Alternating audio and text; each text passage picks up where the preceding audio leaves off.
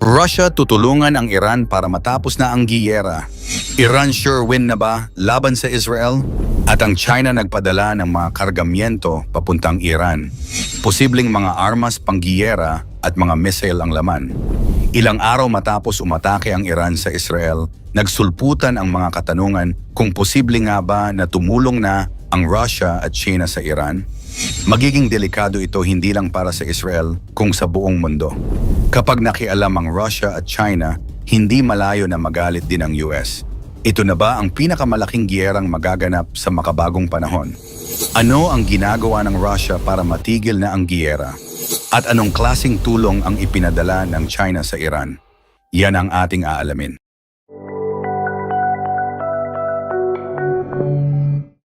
Mga cargo plane mula China papuntang Iran. Isang nakakagulat ang naganap sa gitna ng tensyon sa pagitan ng Israel at Iran. 3 cargo plane mula sa China ang naglayag patungo sa Iran sa loob lamang ng 3 araw. Ang mga Boeing 747 freighter na ito ay umalis mula sa iba't ibang lungsod sa China, Shanghai at 2 coastal cities, at lahat ay sumusunod sa isang kakaibang ruta. Sa halip na direktang pumunta sa Luxembourg na nakalagay sa kanilang flight plan, ang mga eroplano ay lumiko patungo sa hilagang China, dumaan sa Kazakhstan, Uzbekistan at Turkmenistan bago bigla na lang mawala sa radar habang papalapit sa Iran. Ang timing ay hindi maikakaila na nakakaduda. Isang araw matapos ang pag-atake ng Israel sa Iran noong Biyernes, agad na may mga cargo plane na umalis mula sa China. Ang mga aviation expert ay nagbabala na ang ganitong uri ng eroplano ay karaniwang ginagamit para sa pagdadala ng military equipment at mga armas, at madalas na nire-rent para sa mga government contract orders. Ang sitwasyong ito ay nagbubukas ng malalim na mga tanong tungkol sa papel ng China sa kasalukuyang geopolitical crisis sa Middle East. Bilang strategic partners, ang China at Iran ay kilalang oposisyon sa US-led world order at sa pagsuporta sa multipolar na mundo.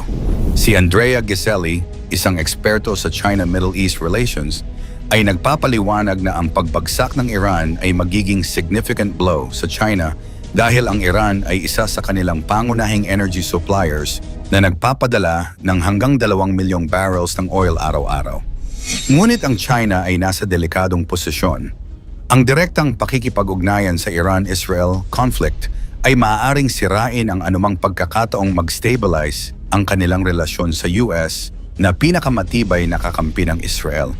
May mga nakaraang kaso na rin kung saan nagtangkang magpadala ang China ng mga armas na nakatago bilang commercial goods, tulad ng mga drone components na nakalabel bilang wind turbine parts at $1 billion worth ng drones sa Libya na nakatago sa likod ng mga shell companies. Hanggang sa walang independent inspection, mananatiling misteryo kung ano talaga ang laman ng mga cargo plane na ito. Ngunit ang timing at ruta nila ay sapat na para magdulot ng pag-aalala sa international community. Ang posisyon ng Russia ngayon sa Iran-Israel conflict. Sa kasalukuyang Israel-Iran conflict, ang Russia ay nasa isang napakadelikadong posisyon. Habang politically ay sumusuporta sa Iran, ang Russia ay hindi pa nagko-commit sa military support. Ang dahilan dito ay simple pero komplikado. Ang Russia ay may malakas na relasyon din sa Israel. Si Putin ay may direct communication lines kay Netanyahu at maraming Russian citizens ay nakatira sa Israel. Kaya ang Russia ay gumagawa ng strategic balancing act. Ang Russia ay kinikilala ang Iran bilang isang importanteng ally laban sa US influence sa Middle East. Pero ang pagtulong sa Iran militarily ay maaaring maging dahilan ng pagkasira ng relasyon nila sa Israel. Ang experts ay nagsasabi na ang Russia ay mas focused sa pagiging mediator kaysa sa pagiging active combatant.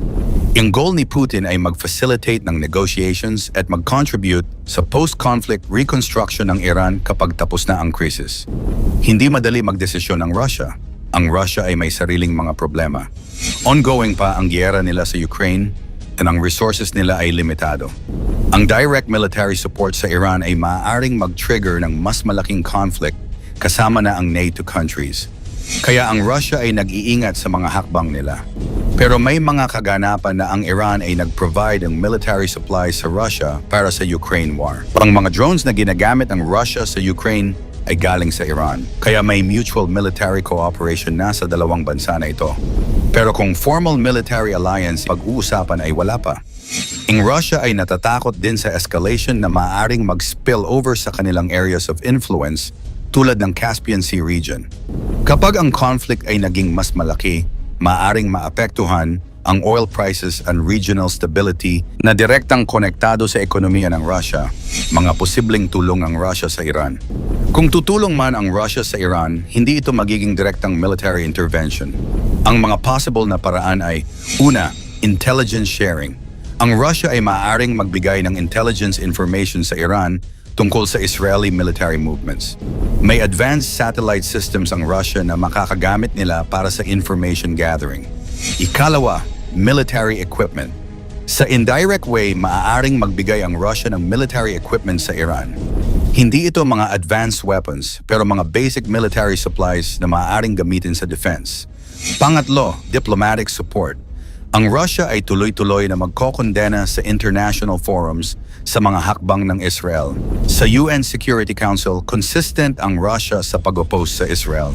Pang-apat ay economic support. Maaaring magdagdag ang Russia ng trade relations sa Iran para makatulong sa Iranian economy na apektado ng sanctions at ng giyera. Ano ang mangyayari kapag tuluyang tumulong ang Russia sa Iran para matapos ang giyera? Kapag tuluyang nagdesisyon ang Russia na tumulong militarily sa Iran, malaking epekto ito sa global geopolitics. Ang direct Russian involvement ay maaaring mag-trigger sa NATO countries na mag-intervene din. Ang US ay magiging mas aggressive sa suporta sa Israel. Gayon din ang oil prices na mas tataas pa lalo. Ang Russia at Iran ay major oil producers, kaya ang conflict involving both countries ay maaaring maging dahilan ng global energy crisis. Ang China ay magiging mas pressured na pumanig at pumili. Bilang ally ng parehong Russia at Iran, ang China ay maaaring madamay din sa conflict.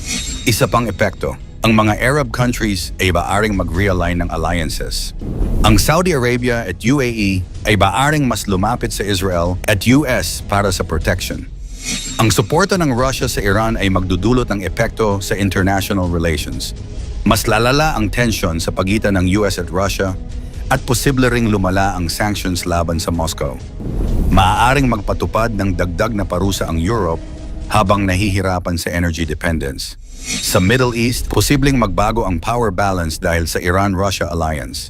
Maaaring mapabilis ang nuclear program ng Iran na banta sa seguridad.